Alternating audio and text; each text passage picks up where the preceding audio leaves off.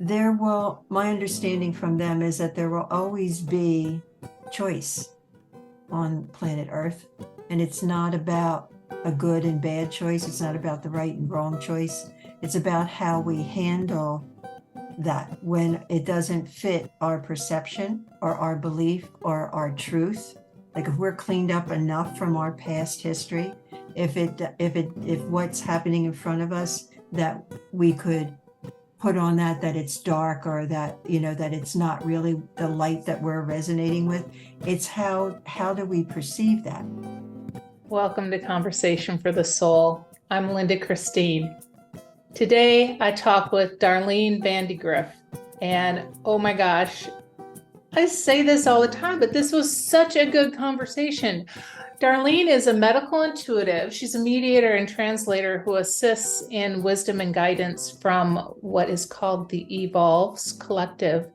We didn't even get into the medical intuitive stuff because there were so many other things that came up during this conversation. I mean, I have this huge list here of everything we discussed. So hold your socks, folks. This is going to be a great episode. And please remember, like, share, and subscribe. That is the way these beautiful humans get their stories out there for everybody else to hear and see and share in. And it is just wonderful. And I'm really anxious to hear what y'all think about this conversation with Darlene. Here we go.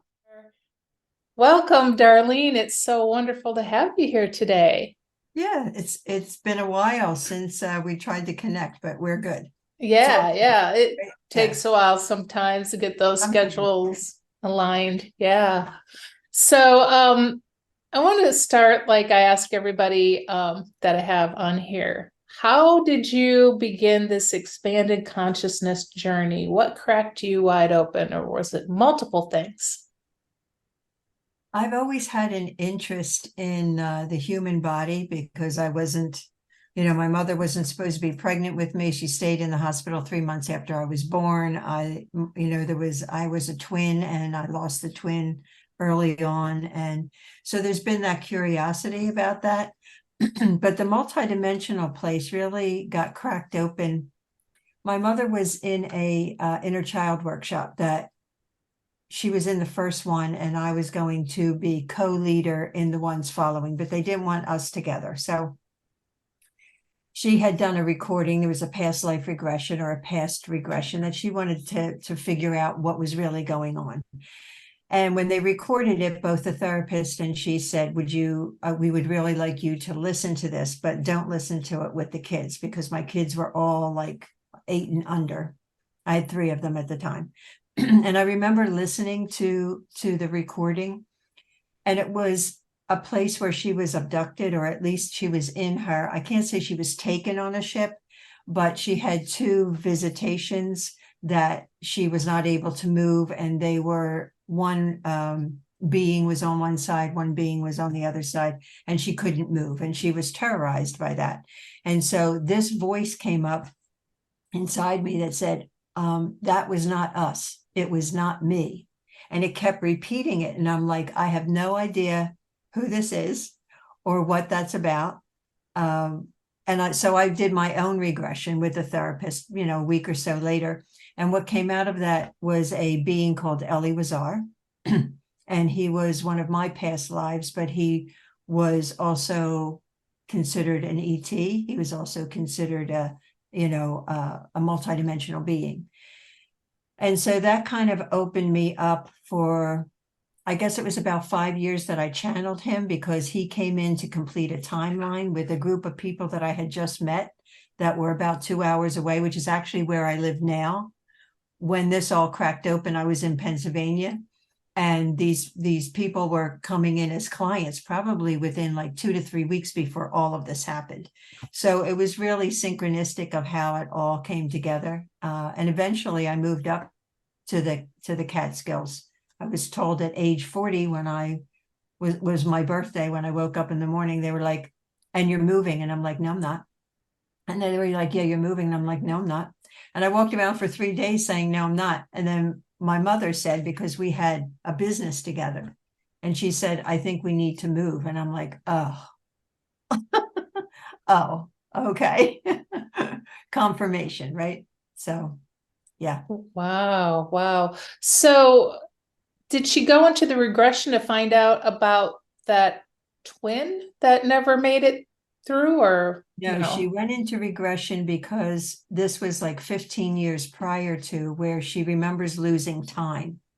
She remembers going to bed, losing time, feeling like she couldn't move. There was something that was going on. And so the therapist took her back to that time to figure out what was going on. That same night, both of her dogs died Mm. side by side outside.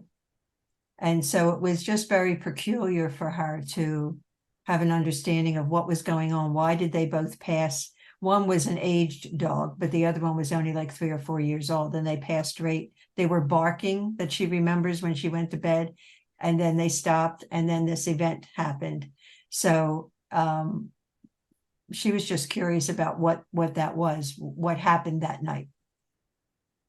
So what's the bottom line of what happened? She was taken? No, she wasn't taken. She was in her bed. She remembers clearly that there was one being on the one side and one on the other, and they were trying to do something with her carotid artery.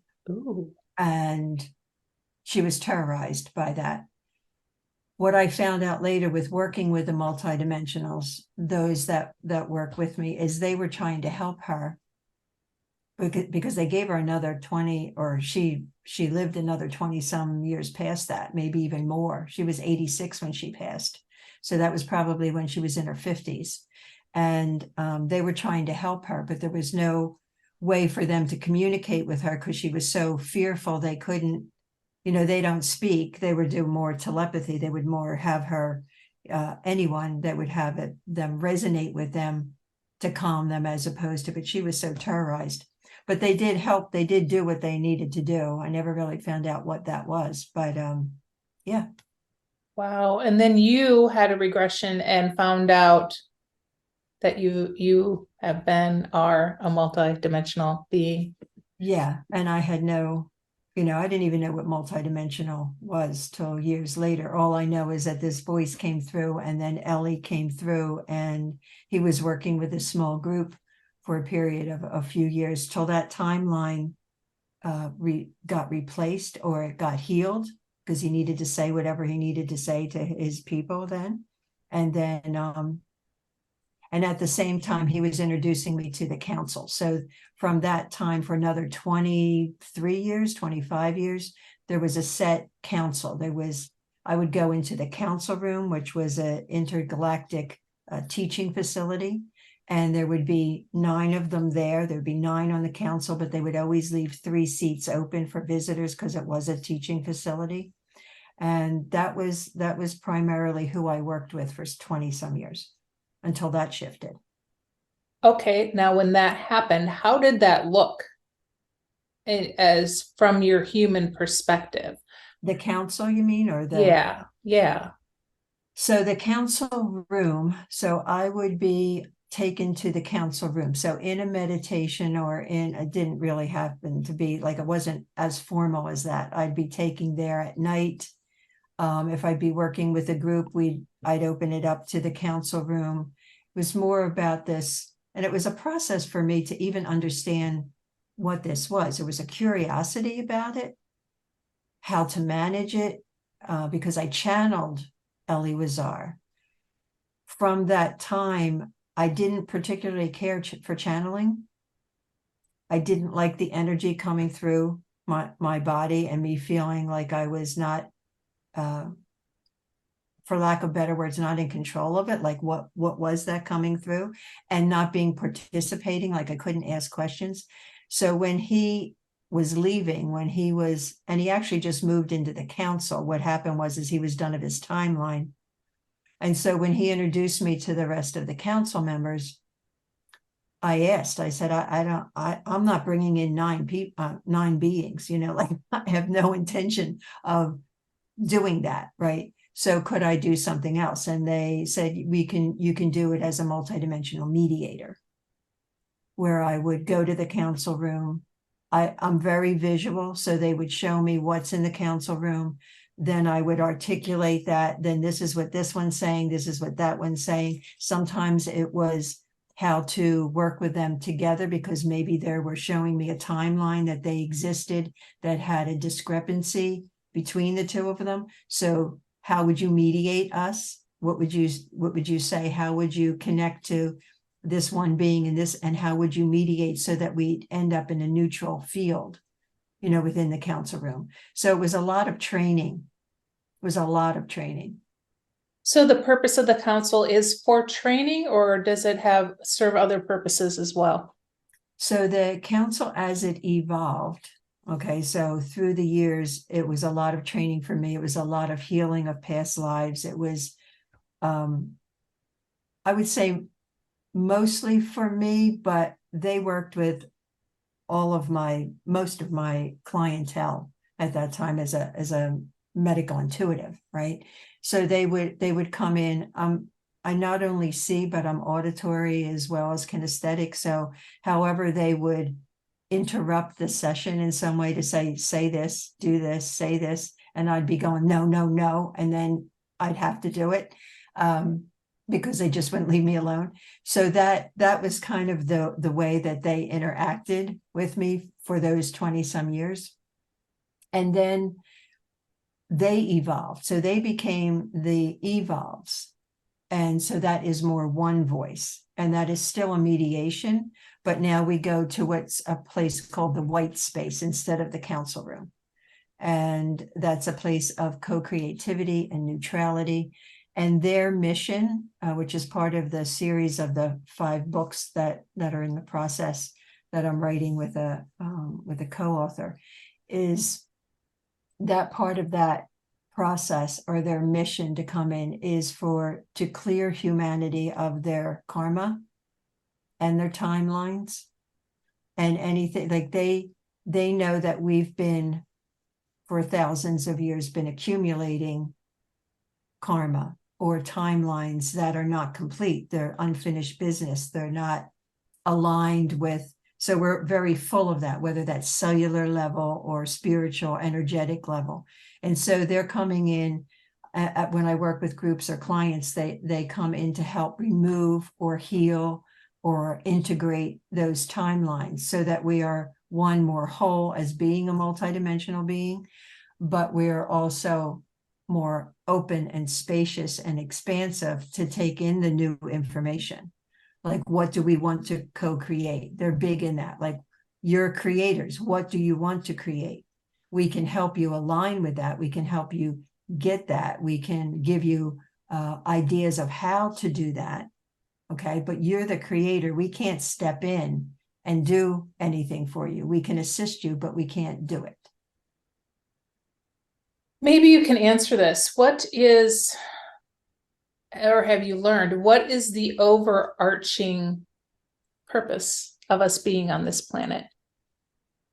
I think it's the same as what is out there. This is a in-depth journey into understanding who we really are. It's a place of endless possibilities. If we could tap into that, if we could know that we're not here by ourselves, we're not an individual, we are collective, we are one with everything that is on this planet. Like nature, everything is one with us. If we could understand that better and cooperate and not create division, even though division or polarity is important, we can circumvent that in some way by helping to neutralize conversations or division. We can be in the same place and disagree. We can agree to disagree, and it doesn't make that person bad or wrong or any of that. So that purpose in coming here is coming to that place. It's a part of an evolution, right? It's like a serious evolution, because we have so much that we have to handle in this one lifetime. We have to handle our physical body. We have to handle our genetics. We have to handle our past lives. We have to handle if there's something coming in for future. We have to keep our spiritual connection. It's very complicated. And so when you choose to come here, you have all of that you're trying to navigate in a way that maintains a stream of neutrality, and yet you speak your truth. It's interesting. Most of us in this community are ADD, and it's no wonder with all the stuff we got to juggle. Right. We get overloaded, and trying to pull those pieces together, it's overwhelming at times. But if you can, I think the neutrality is a huge piece. If you can aim for that in your conversations, in your relationships, and it doesn't take away from your sovereignty, and it doesn't take away from you speaking your truth. It's just that you don't have any attachment to expectations or outcome. You speak what you need to say and you let it go. I have so many questions, but I want to circle back for a minute to one that I'm very curious about. You mentioned you were coming in with a twin. Yes. What happened to that twin? Why did they back out? So my mother was not supposed to get pregnant for the third time. She had one kidney, and back in the 50s when I was born, now tells everybody my age. I would have swore you were 29. Oh, I love you. Yes. So she was told not to have any more children. And she got pregnant with me, and she hid me for 6 months. So nobody knew until she was well into her 6th month. And that was past the time. Then she was hospitalized because she couldn't eat anything. She was on bread and water. She had a horrible gallbladder. The kidney was not functioning well. And so I remembered my in utero experience. I remembered being like with my twin. We were fraternal twins, so it was another sister, but we were not in the same sack. And I remember that being like the first 3 months being like really joyful, right? Like it was, wow, that kind of, wow, I got somebody here. And then what happened was all of a sudden things changed and I couldn't move. I wasn't allowed to move because when I did move, the toxicity would get worse. So I was kind of felt like I was not supposed to move, and I couldn't really move because it made it much worse. My environment got much worse when I moved around a lot. And I think that was the place where there was a sacrifice on her part, whether that meant that she was not going to make it anyhow, or she was too small, or there was something about her physically that she chose to come in because it would have compromised both of us. So I worked on my in utero experience for 10 years. I mean, everything in my life started to focus, oh my goodness, that's what that's about. That's what that's about. That's why I thought my oldest was going to die when I was pregnant with him, because I thought, one, God was going to punish me and that he was going to die. He was never going to make it. I never read any books. I went to the doctors and stuff, but I had no thought that I was going to have a child. I thought he was not going to make it. And so all of that started to come in as far as that was my experience that I laid on my pregnancy. That is so fascinating to me because I had what they term the invisible twin with my third pregnancy. I had my son, everything was normal. The water sac broke, went to the hospital, and they said, your water sac isn't broken. So they broke it for me. That was the first clue. The second clue was after labor and delivery, and they sent me home. I was taking a shower. Sorry, folks, TMI here. Thought I ripped my stitches because it felt fleshy. It was a small placenta that came out. It was not a piece of the one that was for my son. So it was like, oh, wow, that's interesting. And I always am curious if there's how could it not have an effect on him? You know what I mean? Yeah. And clearly it had a big one on you. So that's why I'm curious about it. Well, when I looked it up, the statistics back, was it 15 years ago when I was really looking this up, 7 out of 10 pregnancies are twins. Wow. And it doesn't mean that, and they usually leave within the first 6 weeks or longer, that you don't really even know that you had a twin. They might have a breakthrough bleeding, or it might get absorbed in the tissues, so I think it's more prevalent. And what that leaves with people, the birthing thing for me is huge, for that imprint of that first time of coming in and the impact that it takes on your life, for however you view things. People that are cesarean, I look at them and I ask, if they don't finish projects, are you cesarean? Because they don't know how to really do that. They're used to being taken out. They're used to being extracted. And so that piece of a twin is, you always are looking for somebody else. You always feel like something's missing, or that you're looking for that ideal partner. You're looking for someone that matches you. It's more of that, at least in my opinion and my experience in working with other people that have either known they've had twins, or it comes up that they thought that they were. It's a personality thing that can happen, because first you have it, and then it's your first loss, right? Yeah. It's your first real loss, and how is that handled? And if it's never addressed, it's a longing. It becomes a longing to have someone that close to you, or that resonates or gets you that much, that understands you, because that was what a twin would have been. I also have another friend who was in utero with a twin, and she, through some modality, I'm not quite sure, I believe it might have been theta healing, she figured out that her twin left because she just got scared at the last minute and decided to back out. And my friend held so much resentment and so much anger that she was left alone. Yep. Yeah. Yeah. What an interesting thing. Well, and it sounds like something we should be investigating a little bit more, if there's that high of a percentage of people, having twins that get reabsorbed. Yeah, because you don't, it'll show up in the work that I do. If that's the case, it'll go back to conception, or go back to something in the womb. And what was that? And I'll usually say, do you have any indication of what that might be? And they will usually bring it up. I thought that something was there, or I have this feeling that something's missing, and then we investigate it more. But I think that it's there. It's the first. And whether that is by divine, order of bringing another energy in that is not really supposed to come in with you. I thought about that. I've worked on that angle too.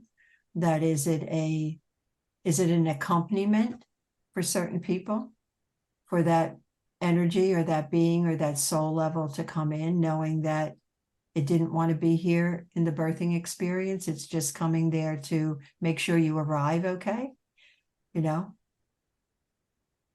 Wow. Fascinating. Thank you for that.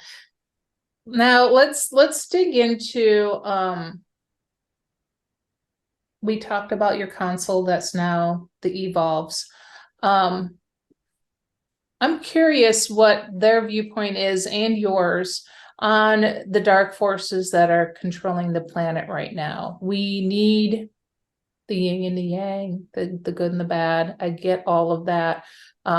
Is it just to be able to look at all of that with a neutral eye and not get triggered by it? Or is there something else going on here that's at play? Part of it is that. I think a big part of that is, okay, so how are you going to react to this? How do you see it? My understanding from them is that there will always be choice on planet Earth. And it's not about a good and bad choice. It's not about the right and wrong choice. It's about how we handle that when it doesn't fit our perception or our belief or our truth, like if we're cleaned up enough from our past history, if what's happening in front of us that we could put on that it's dark, or that, that it's not really the light that we're resonating with, it's how do we perceive that? Do we judge them? Do we push them away? Do we come at them in a different way with love and acceptance? But that's not mine. You know what I mean? It's like, it's not mine, it's yours. But that doesn't mean that I can't see the other parts of you. That doesn't mean that you're a bad person. That just means, and if you look at it now, truthfully, those that we're seeing as dark, or some people say evil or whatever, you got to look at where they came from, one, and the history, their long life history. Did that promote this? Or are they in front of us for some reason, for us to stay neutral and aligned with light and not get pulled into something? Yep, I see that. What about other planetary beings that are wreaking havoc, like reptilians and things like that? Well, Elie Wazar was reptilian, which was a big shock for me. He was from Meldek. Like And everything, there's good and bad in everything. I mean, there's good people and bad people. yeah, Yeah. despite their gender, their nationality, or any of that, there's, I can't use the word good and bad, but there's differences, right? There's differences with all beings, and it holds that polarity intact, right? So the reptilians, I mean, the Dracos, they're out there. I think that some of them. So in working with multidimensional beings, I also work with what they consider defectors. So those are like the reptilians that we have categorized as being the bad guys, that are leaving that want to leave that see a higher purpose, that want to help humanity. And they come in to be mediated with, so that you can understand their dynamics of what they want and what's changing, because they're in their, everything is in an evolutionary process, right? So it doesn't mean if you've been in the dark for thousands of years, doesn't mean that you're going to stay in the dark. You're going to, at some point, possibly move into more of having a bigger heart, having a deeper understanding, having more compassion, developing empathy. And you just move up the line with that. So you're going from that dark space that might be the abyss of what some people see, and you move into more of the light. So those, what we would consider the reptilians, are those that are on the darker side, or that want to create havoc or division. They have potential to come more into alignment, as being defectors. They're leaving what they've been judged about, and they want to do something different. They want to do something more. They want to participate at a different level that helps humanity, rather than leading humanity down the path of destruction. Yeah, I learned that I have some Draco in me, but it's more from the dragon lineage, perhaps. And they are related. Yeah. So it's also fascinating. Now let's talk about the importance of neutrality, and how does one even begin to teach humanity this really difficult lesson of neutrality? It's a lot of deep breathing and a lot of acceptance and allowance. They've taught me 7 seeds. They call it 7 seeds of integrity, which leads to neutrality. So it's acceptance and allowance. And that means you can accept what's coming to you. You accept who you are. You accept who the other person is, right? The allowance can get a little tricky, so you can allow them to be exactly who they are, okay? Unless there is interference in your own sovereignty, and then there can be more of an action taken, but it's not an action of It can be an action of loving them anyhow. It could be an action of speaking up. It could be an action of separating and letting them go. But there's an action usually with at what determining factor is allowance. Like, how much are you going to allow? Where's your boundaries? Where's your commitment? The third one is commitment. That's the commitment to yourself. You know, how are you committed to you? How are for your well-being, for who you are becoming, for your sovereignty, you know, for all of that. That's a commitment place. And then there's trust.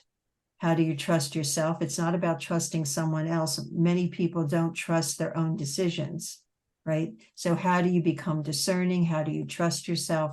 How do you learn how to know when somebody else is not trustworthy so that your commitment to yourself is held intact? You know, speaking your truth is the next one. How do you stand firm in neutrality and speak your truth so that you're not engaged with the other person in the conflict? There's so many people out there that are just loving the conflict. Like, they just want an argument for whatever reason. You know, it could be how they were raised. It could be they just want to win, or they just like the energy of conflict. So how do you speak your truth but not get into the conflict? How do you stay that mindfully centered in your heart space and in your mind to just say, this is what I believe, and maybe not what you believe, and that's okay. You know, then the third one is the next one is the co-creative place. How do you co-create with spirit? How do you co-create with others to make a better world, to make a better life for yourself and your community and your family? You know, we're the only beings that really create. That isn't done through, you know, who we are, that we're learned how to do that because of that's the template that we were born in. But creativity is humanity's gift, that in the heart space. So when we become creative, more creative beings, and we become more neutral, we have more space to create, however that is. And that's not just paintings and writing and whatever. It's all the inventions that come from that place. They're pulling that information from the field. So if you're more connected, you're more open, you're more available, you will get more information about how to take care of your garden, or how to clean the water, or how to do this or that. You know, it's that creative space that is open. And then through all of that, then we hold better or more integrity. And that place of integrity is not just the moral integrity. It's not just what you say is true is true. It's not just about that. The integrity, and when I learned this, I was like, wow, that it's like the difference between an oak tree and a willow tree. Like right now, each one of us has a certain kind of physical integrity that we hold. Do we sway with the wind back and forth because we don't speak up for what we really want? Or do we hold on to what we really want and we just say, okay, whatever's going to come to me, let it come, and that's okay too, right? So our integrity is not just our energy and our belief systems. It's the integrity of our physical form and how we live our lives. With all the crazy energies that are bombarding us right now, how do we stay in that place of neutrality? Like the other day, I'm usually pretty good at staying neutral and calm and just observing, but the other day something snapped in me and I just got into this emotional place, and me and the husband went at it. And I'm like, okay, this is interesting because this hasn't happened in a while. How do we navigate all that? Sometimes you're going to get caught in the chaotic node, right? I mean, you're not going to be perfect in the space of maintaining neutrality 100% of the time. And some of those times it may feel good to be that expressive and not be, for some people, neutrality feels contained, right? It feels like I have to contain, I have to buckle down, I have to stay neutral.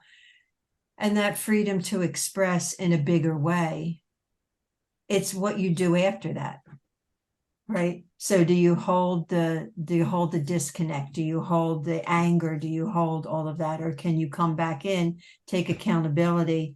Yes, I could have done this differently. I could have spoke to you differently. No, I didn't do it this way. Whatever that element is of accountability for that, that automatically relieves whatever that was. Whether that other person is going to be accountable too, it's not about that.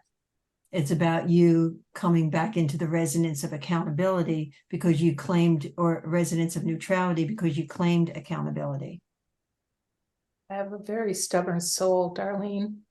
Yeah, that we tend to have those, don't we?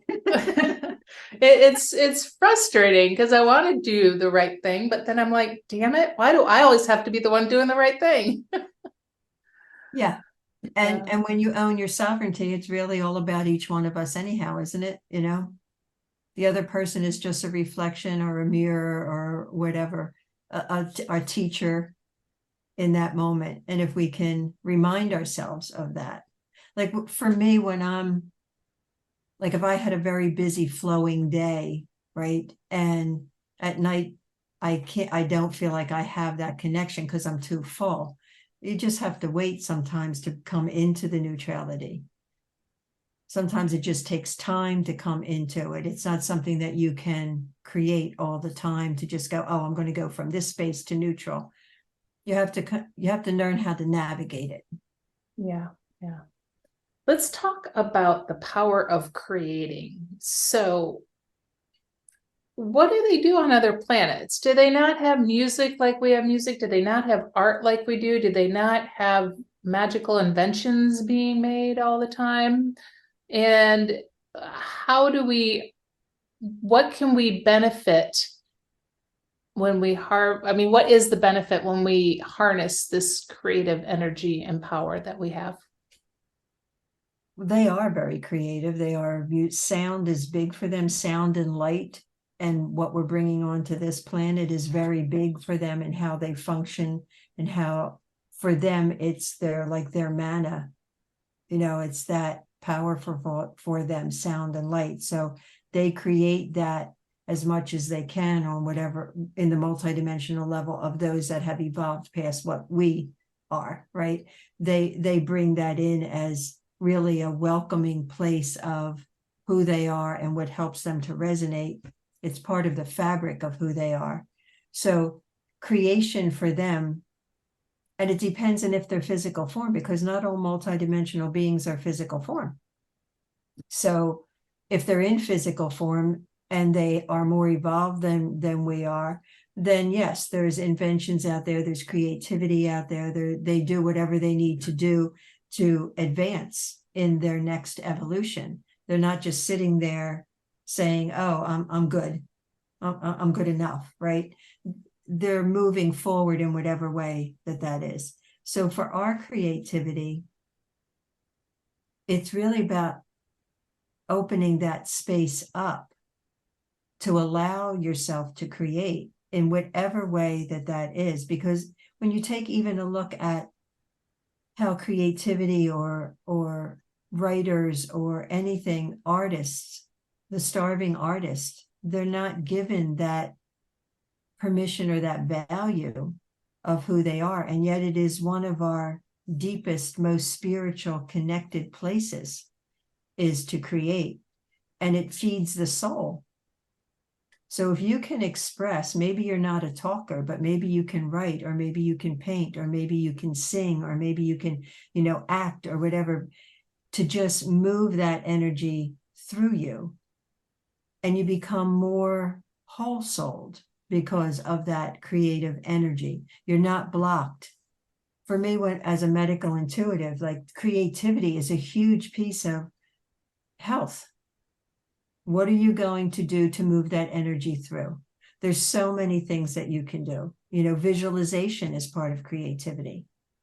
So, that you don't have to say, oh, well, I can't paint, I draw stick figures, or, I'm not a writer or whatever. Oh, no, you just sit down and you visualize, if nothing else, go and talk to somebody about what you would like to do or what you would like to see or whatever. That is still creativity. Let's talk about that beautiful creative piece behind you. What was the inspiration for that? That is the universe. So that's the black hole over here. And that's where a lot of things get sucked into. Like that's what we know gets sucked into that. This other section here is the Pleiades. And the one of the beings that came in as the evolves is called the blue crystal. She is also the record keeper of humanity. And so she came through the Pleiades. She came through a nebulous of the Pleiades and was born and settled here, like was actually given to the earth, like implanted deep into the earth. And then this here was really a representation of the Merkaba before it comes together. So that is the male and the female and all the aspects that go along with that are on the outside, and the opening that we have in the center that provides that space for us to navigate both the masculine and feminine.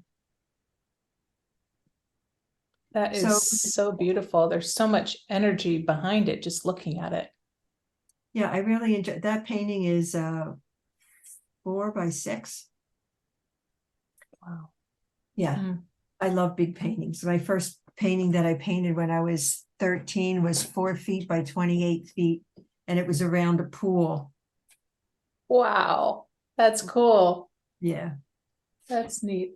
So are you channeling these days, Darlene, or not so much? Because I'm just curious if you'd be open to doing anything right now. The channeling, so on the podcast, we're in the end of the second season, and starting in 13, episode 13, we're doing more channeling, taking into the white space and working with it's the frog and the ladders. The evolves brought in the image of the frog and climbing the ladder and what is involved in climbing the spiritual resilience ladder. And I was wondering where they were going with that. By the time there's 6 rungs, by the time you get to the 5th rung, it really blows it wide open. And I was like, oh, okay, now I get what you're doing. So channeling wouldn't be the word that I would use for me. I'm more of the mediator piece, but they keep telling me you need to be prepared. No idea what that means. So you need to be prepared. And there's been a voice that has come in the last week. And I was like, I don't know who you are. But my voice changes. So I guess that's a piece of channeling that they just kind of dropped in there. But yeah, I could go to the white space and the evolves if you give me a question. Yeah, I'm curious about what do we need to be prepared for and what's the best way to go about preparing? Okay, so let me take that question in, okay? Okay.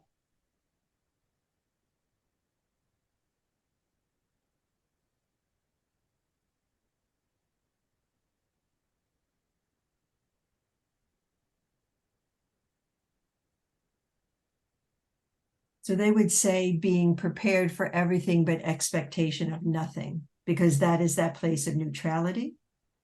So being prepared for the openness, being prepared for the creativity, being prepared for what is offered to you on a daily basis that you can interact with. Because your process of what all humanity is going through is trying to dialogue with what is coming towards them so that they can stay centered. That centered place is your work, our work in that place of neutrality, of staying centered so that we can co-create, so that we can co-create with you, so that we can co-create together, so that humanity can align themselves with what is coming towards them. So I'm asking them, what is coming towards us, anything that we need to know.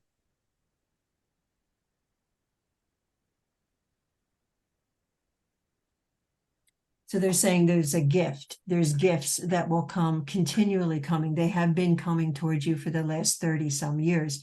They will continue to come through and focus in the concept of what is humanity, what is this nodule that we are going through in our evolutionary state. in order to transform into a more whole-souled, open-hearted, and yet mindfully connected to everything that is around us. That is our evolutionary process. But in doing that, the preparation work really right now is in this great divide that they call it, is to separate from what has been, what no longer serves you, what is diminished, what is not in alignment with the light of where we're being headed. And in that way, there is more connection, there's more togetherness, there's a piece of where the evolution takes humanity, the majority of humanity, into this other nodule that some people are calling it the fifth dimension. They do not view it as the fifth dimension. They view it as more of your evolutionary process, because they do not divide dimensions up. They are just one stream of consciousness that we become more and more and more conscious of ourselves and of others and of oneness and of spiritual connection.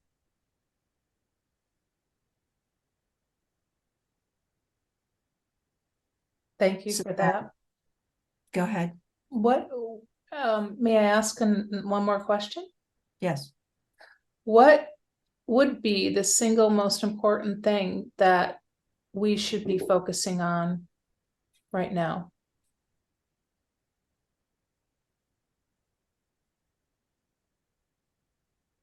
You're saying to not get distracted in the environment of what is around you that is going to bombard your energy field, but for you to stay centered in what you need to do for you to stay healthy, to stay vibrant. Neutrality is a piece of that, but it's more about bringing your energy level up to not be distracted in what is coming towards you. How do you hold your integrity, your vessel?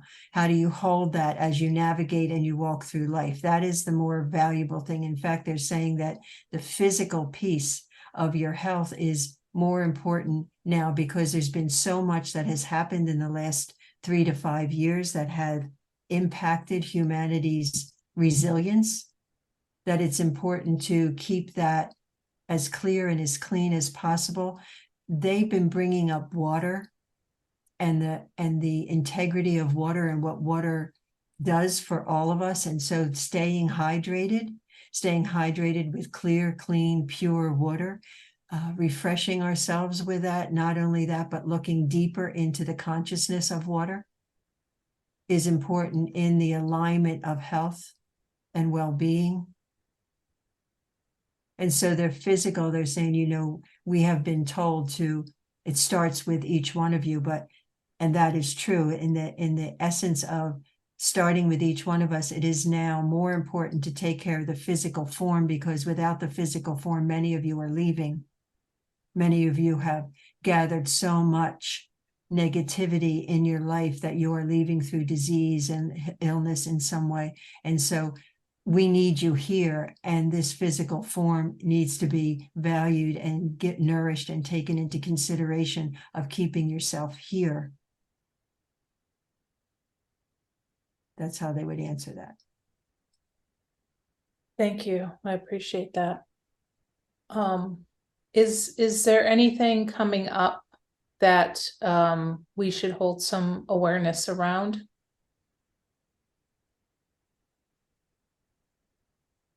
They're saying, as you already have experienced in the last several years, that there is no institution that is on your planet that will hold steady to its original form, that they will all collapse in some way to be reinvented. That is part of the co-creativity, is the leadership that evolves not only within each individual, but the leadership in a co-creative process that will start to emerge. So the preparation, the understanding, the value of the collapse of the structures that have been in place for so many years is so valuable to the evolution, because most of those structures will no longer serve you in where you are going.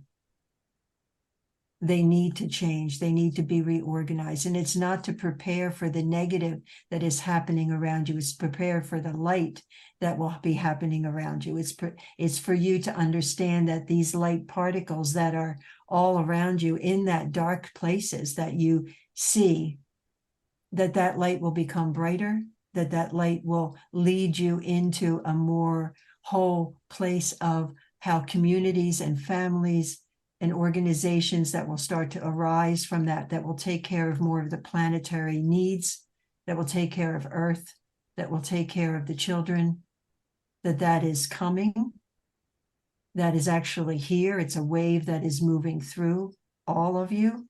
It depends on how you perceive it and how you align with it and how you flow with it.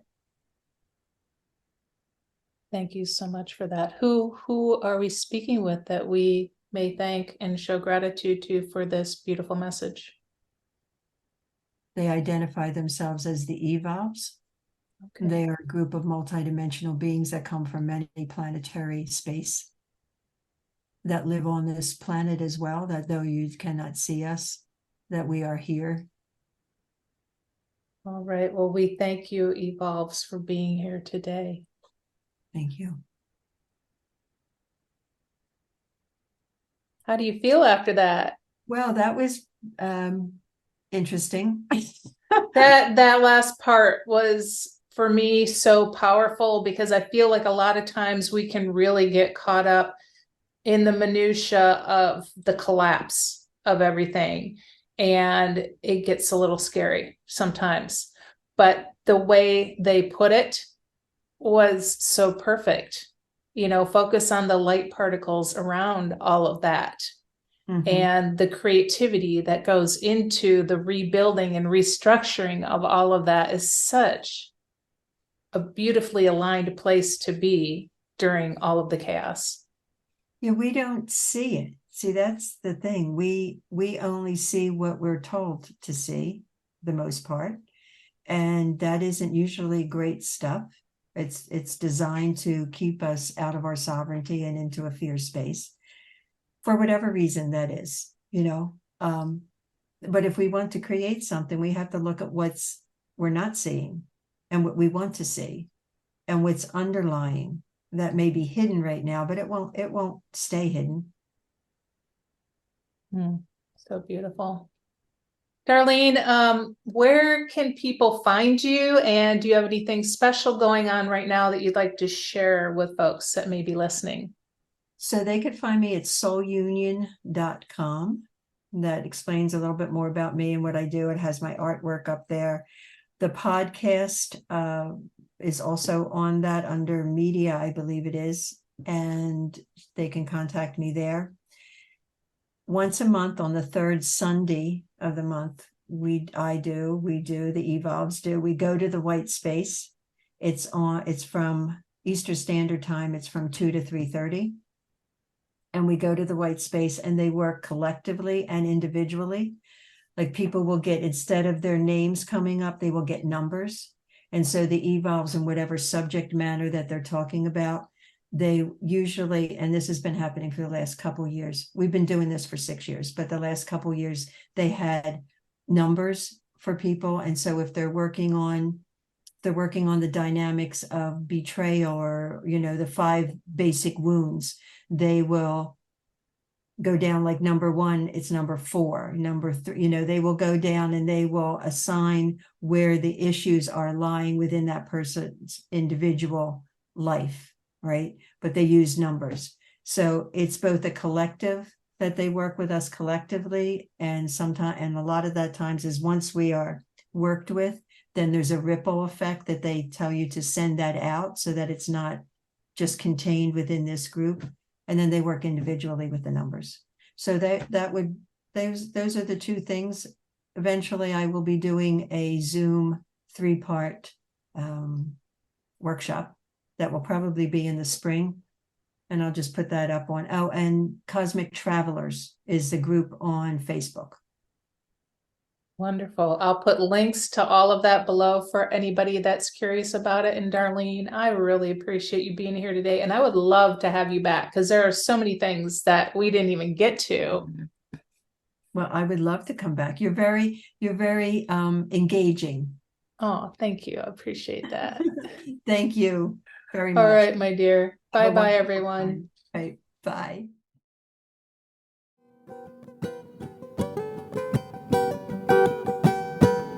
Bye.